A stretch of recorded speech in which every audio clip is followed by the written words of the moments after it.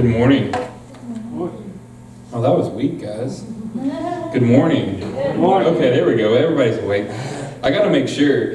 There's something about December that gets either people excited or they just kind of like, oh no, it's December already.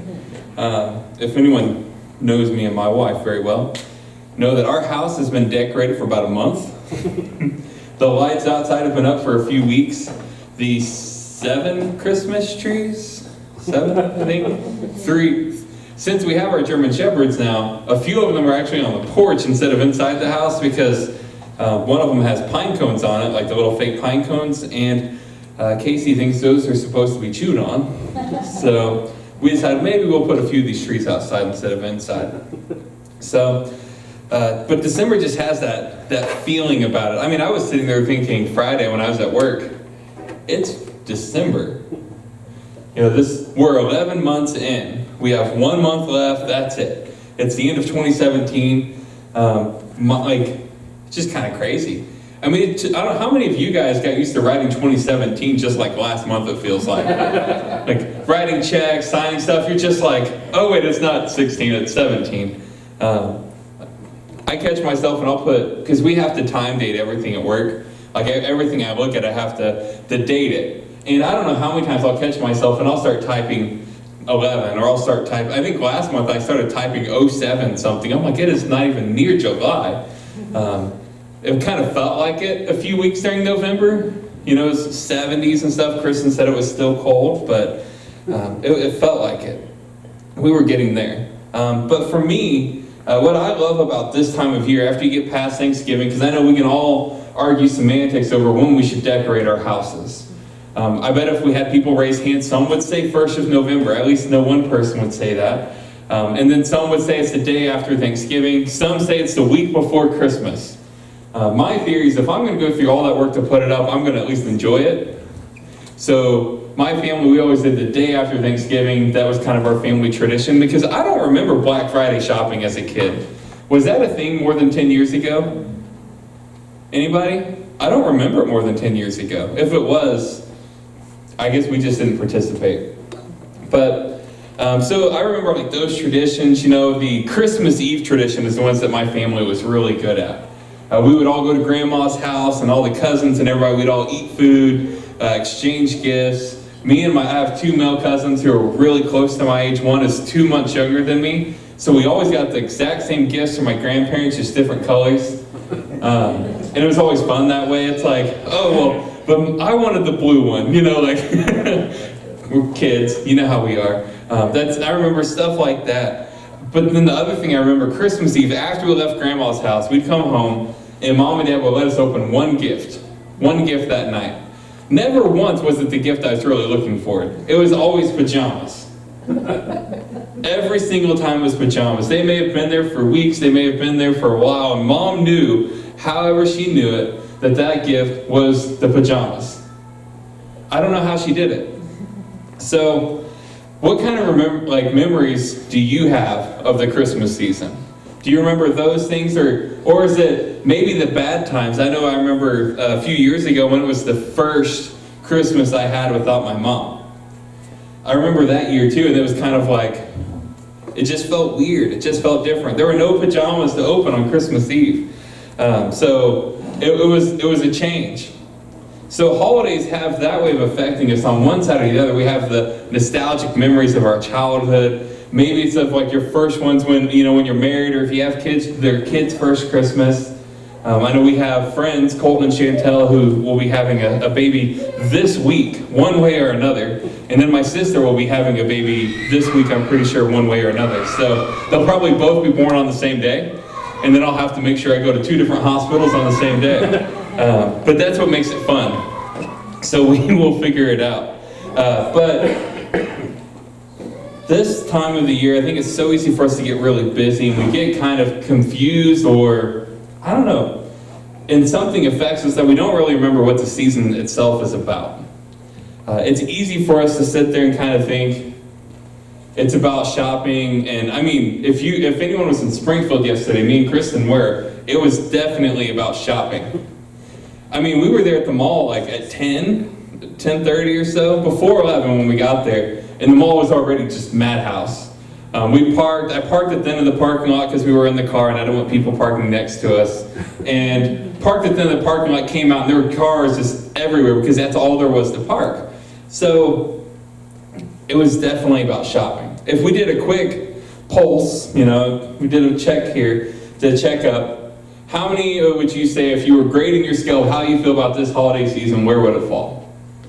Are you low? Like I said, the first year after my mom, it was a low holiday. The first year, I know when your kid goes to college and they're coming back, that might feel like a different year too for you guys last year. Those different things, we all will have different holidays, and we kind of have to gauge where we are. When I catch myself looking at it and seeing sometimes that the holidays can affect my mood more than most things. And this is actually the time of the year outside of Alaska, because they're always messed up because of 6 months of darkness. This is actually the highest amount of time where people are depressed. It's the highest percentage time. Because everything coming at you, it seems like if you have financial issues, it's brought to you during this time of the year when you really notice it. If you're having, hard times with family, it's noticeable there because of your issues. You're maybe not doing all the things that you used to do. All the things seem to come, for lack of better words, into a brighter light during this time of season. But if we were to really look at the main reason, the main purpose of Christmas, and we could look at it under that light, under a different lens, I think we would see things a little better. And that's what we're really talking about. So the light has come. The next few weeks, the next 4 weeks, we'll be looking at the coming of Christ through the perspective of the first chapter of the Gospel of John. John is interesting because he kind of enters in the first chapter with a poetic narrative. It's fairly poetic, and you'll kind of see what I'm talking about if you're not familiar with it. But it's different than the other traditional text of Jesus' birth because it actually provides a view of Jesus before he was born. So it's not just looking at this is his birth, the shepherds and everything, but it actually says in the beginning. We literally go back to the beginning here with first chapter of John, because those are the first few words. Most of us, I think as a pastor, you're required to memorize that first verse of John. It seems like I've known it for a very long time, and it's one of those that's like a tongue twister because you could say it wrong because of the way it's written. Because it's in the beginning was the Word, and the Word was with God, and the Word was God. Say that 5 times fast, right? If I read it correctly the second time, I'll be proud of myself. So we just have to remember those types of things. But the birth of Jesus, the main thing that we can see from it is the light that he brought into the world, invading the darkness that was around him. It was during a very dark time for Jews. It was during a dark time for most of culture. Roman culture is actually they invented the most brutal death ever known to mankind with the crucifixion. It was really made for torture. We were talking about that earlier, about it being suffocating, the way that your body is held up there. This wasn't a happy time for people. During that time. So I think if anyone can really understand what it's like to go through a hard time, the Jews during Jesus' birth and Jesus' life understood. And since we just finished going through Judges, we talked about Samson last week, we can see that his death brought forward his greatest victory, and it's the same with Jesus, where his death brought forward his greatest victory, and which was the redemption of all of us. And that's what the focus on today is the redemption that Jesus brought through his sacrifice and through his life. I know there's a lot of jokes, and I say this a lot sometimes too, but it's sweet little baby Jesus. But he really did come as a baby God who has all this power. They expected him to come and just split from the clouds and come down and say, I am your ruler. You will, just decimate anyone who is against him. That was the expectation. But instead, Jesus came as the most fragile, thing he could possibly be as a baby. They can't even hold their heads up. They can't clean themselves. There's not a whole lot babies can do. You're not like, okay, baby, go to work.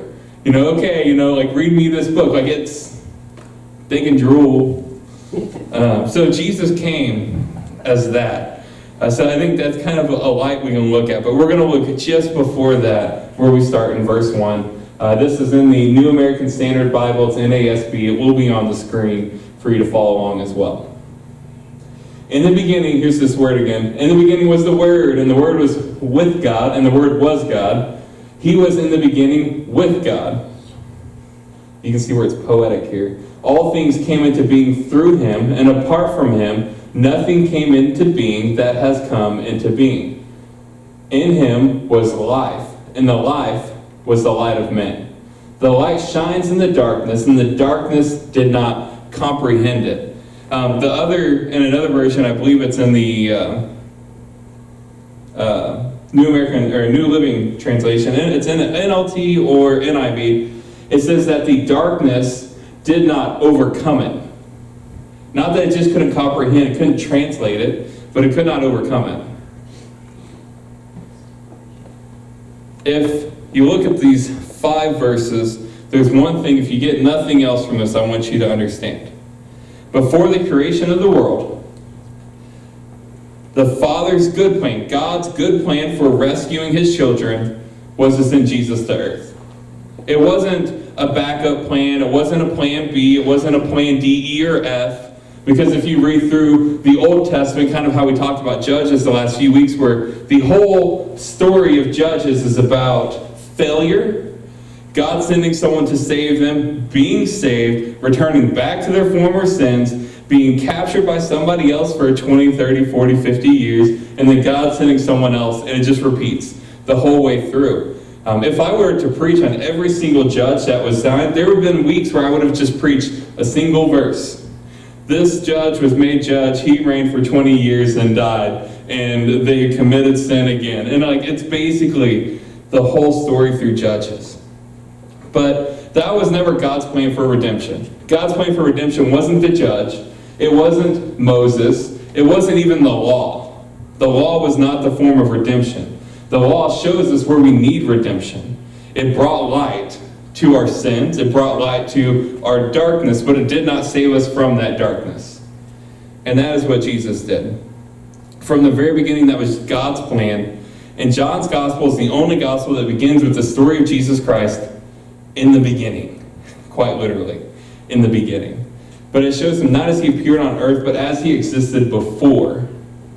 Because I know this is something that you could probably argue with people on when Jesus became God, right? I mean, I think we've all probably been a part of those conversations. But if you go back to Genesis, it's we. It's multiple, it's used as plurals. And that's even from the original text, not just, translations now, where it was used as a plural. But in the beginning, this was God's plan. And John took this broader look at Jesus. John's one of my favorite disciples too, by the way, because he talks about himself in multiple ways as you go through the book. The one whom Jesus loved. Right? I mean, this is his own book talking about himself, the one whom Jesus loved. When him and Paul go to the tomb to discover Jesus, we both ran, but I got there first. He wanted to make sure everyone knew he got there first. So John was one of the closest disciples to Jesus. And that may be why this is only found there. But the word that I want you to remember, it's a word that you may know, that John calls him, is the word logos. It means intelligence of God. It wasn't just, he was with God, he was there, but he was the intelligence of God. And then he became the Word of God. This very word is given by Jesus. The word that we have is given to us. It's the intelligence of God. And that's a very important part to know. Because then it says there in verse 1, and he then became the Word. So it's Jesus who gave birth to everything before it existed. He was there. He was the Word. He came into the light of the world to overwhelm the darkness. It says they could not comprehend it. It could not overcome it, depending on the version that you look at. When I drive a lot, I like to drive, and I don't know about you guys, but I've gotten to like newer cars. The reason I like newer cars is because they have these really bright headlights. I grew up, my first car was a 84, my second one was an 85, And it was those old square halogen bulbs that you could see about 20 foot in front of your car. And that was it. I mean, even if you turn the brights on, you're like, okay, 22 and a half feet. They just were not very good. But now with newer cars, they have these LEDs and HIDs and like 4K, 6K, I don't even know what they all mean. I know the higher the number, the brighter it is. That's all I can tell you. But when you're driving, and you go down the road, and you're driving an older car, you can only see so far. When you see that far, I think of that as the law. You can see so far, you can see enough to know that, oh no, there's a deer. And then that's it. Because there's not enough warning at 20 foot when you're going 60 miles an hour to see anything else. But I think of newer cars and the brighter lights, and I think of those, because even in our car, which usually cars used to, it seemed, had worse lights than trucks. Even in our car, I feel like I can see way farther, like 2-3 times further. And I think of that as the Word. Because the Word gives us enough light, it gives us enough guidance that we can see ahead to stop. We can see ahead when calamity, when danger, when something needs to be seen. If there's a deer, it's like, hit the brakes and hopefully you don't hit it, or maybe you can swerve around it. But it gives us that chance to see, to overcome, to comprehend. But that light is bright enough that it separates the darkness. If I grew up in the country, so I know what actual darkness is, not city darkness, because city darkness is completely different. It's still kind of got this glow.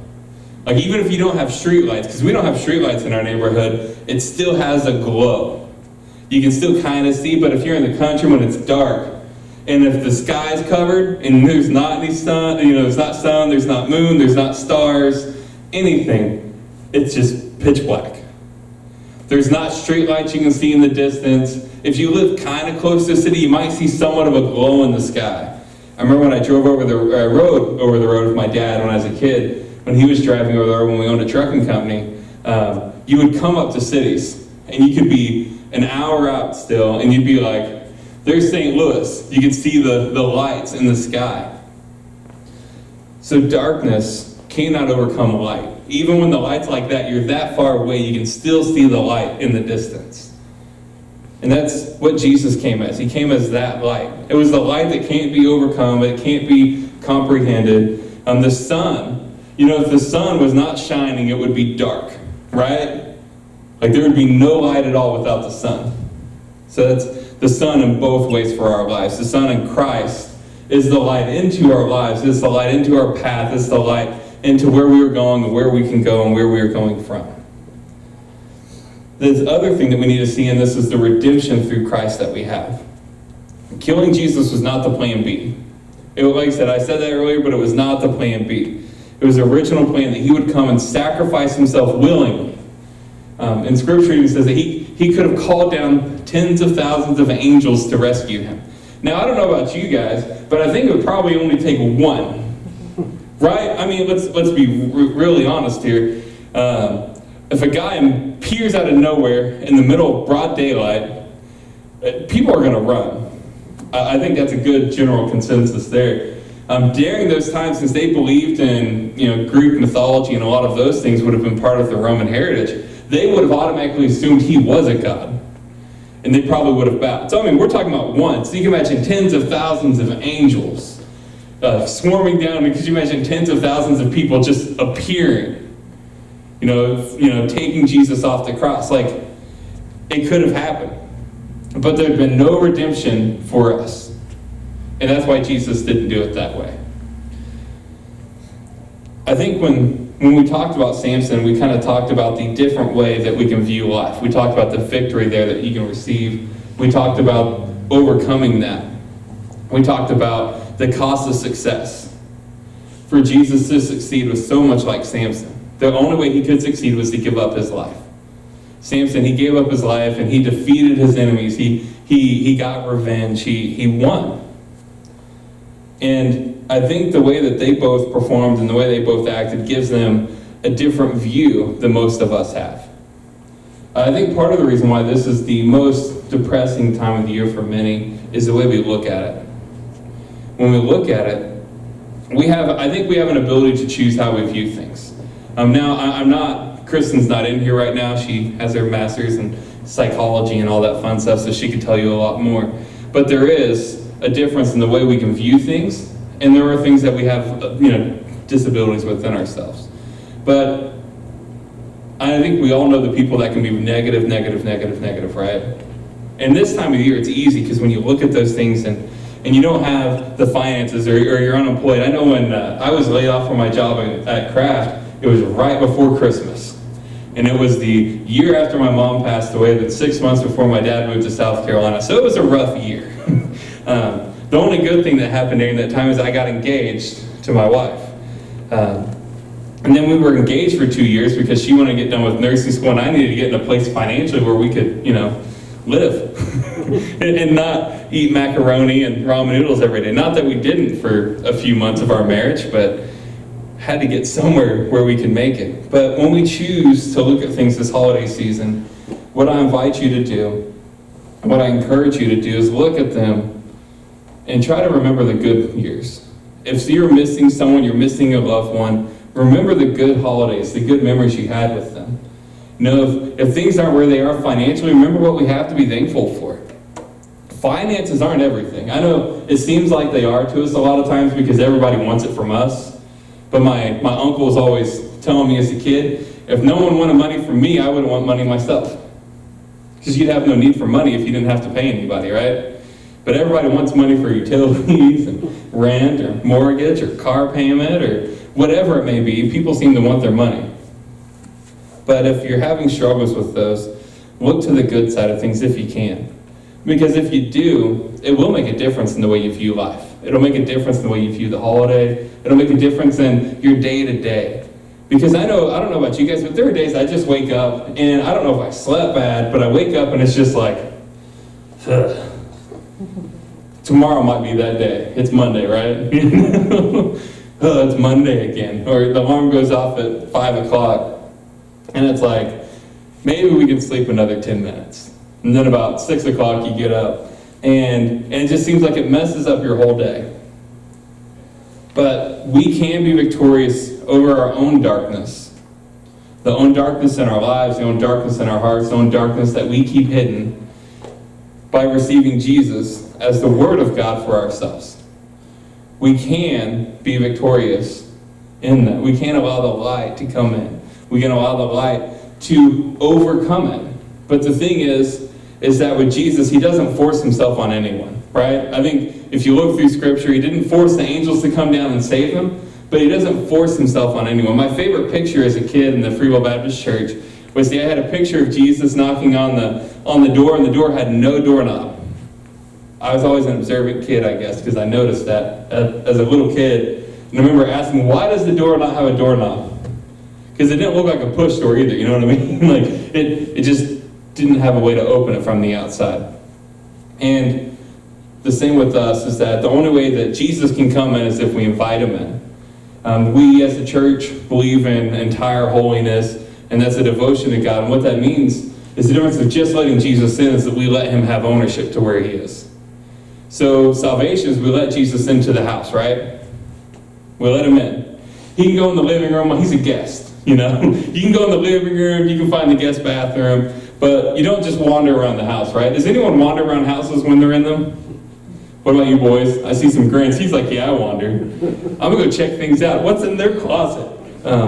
So don't invite Michael to your house. He'll be snooping through your closets and finding Christmas presents for other people.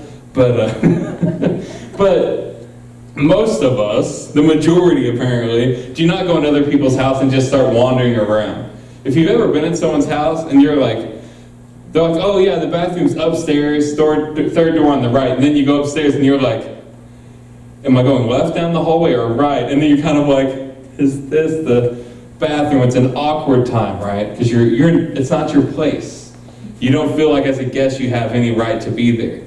But when we give it to Jesus, we say, hey, this is your house, it's our body, you say, this is yours. Then it's kind of like your roommates.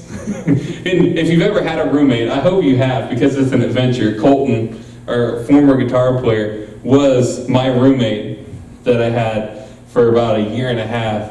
And man, There is no like barrier between like, this is our kitchen, this is our bathroom. And I don't know about you guys, but two 20, 22-year-old guys sharing a bathroom together, you guys can imagine some of the, it's like, when are you going to get out of the shower? We both got to go to work. I had hair then, but he was still shaving his head, so I beat him there. It wasn't thick, but I still had some. But, you know, when you're a roommate with someone, they have authority over the entire place. You might have, you know, this part and this part, but they could still go in, they could still go whenever they want. They have their own key. You know, they have their own possessions. And that's the way it is with Christ. That redemption comes, and redemption is able to us, and that lets him in. But then the next step is giving it to him. As Karen comes up and she's going to play, and I'm just going to ask you guys a few questions. Just a few easy questions. And it's going to gauge how you're doing this holiday season. Because I know I said holiday season, say Christmas season, but I said it for a reason, because I'm including Thanksgiving, Christmas, New Year's, all part of that, because we're just past Thanksgiving, really. But during this time period, I want to ask, have you gotten victory over your own darkness? The things that you keep hidden, the things that you don't want seen by others, have you gotten victory over those? Have you overcome them? Has Christ led you to overcome them? Have you been redeemed through those? Christmas has its own stresses, its own burdens. I mean, I know Christmas Eve is a Sunday this year, and I will probably be at 3 or 4 different houses Christmas Eve night. And a lot of us, you may have that where it seems like it's just so busy, and then some of us may be sitting at home by ourselves. So have you been able to deal with those thoughts, those burdens, those stresses with God? Because if you're having a hard time, there's only one thing that I can tell you to do to help overcome them, that's pray. God, there's nothing too small we can take before God. There's the old joke that I've told a few times. And a lady says, I don't like to bring my small things before God. And the pastor has to say, well, what's big? What's big to God? Nothing is big to God. None of our problems are big to God. So if you don't bring small things before God, what do you bring? Bring it before God. If you need to pray, you don't know what to pray, we'll pray with you. You can pray at the altar. If you can pray where you're standing if you want. But I'll give you guys a moment, and you can pray.